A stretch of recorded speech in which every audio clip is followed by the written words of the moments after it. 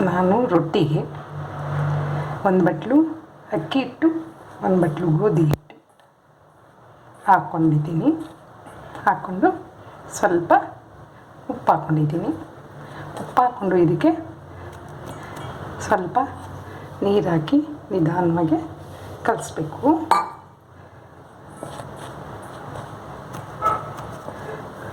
ನೀರು ಹಾಕ್ಕೊಂಡು ಇದಕ್ಕೆ ನಿಧಾನವಾಗಿ ಕಲಿಸ್ಬೇಕು. ಈ ಥರ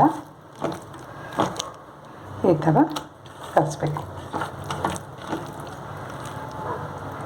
ಈ ಥರ ಇರ್ತದೆ. ಈ ಥರ ಕಲಿಸ್ಬೇಕು. ಗೋಧಿ ಹಿಟ್ಟು ಒಂದು ಬಟ್ಲು, ಅಕ್ಕಿ ಹಿಟ್ಟು ಒಂದು ಬಟ್ಲು, ಸ್ವಲ್ಪ ಉಪ್ಪು ಹಾಕ್ಕೊಂಡು ಸ್ವಲ್ಪ ನೀರು ಹಾಕ್ಕೊಂಡು ಈ ಥರ ಕಲಸಿ ಇಡಬೇಕು. ಇದಾದಮೇಲೆ ಹಂಚಿನ ಮೇಲೆ ರೊಟ್ಟಿ ಬೆಳಿಬೇಕು. ನಾನು ಹೇಳ್ತೀನಿ ಅದು ಈ ಥರ.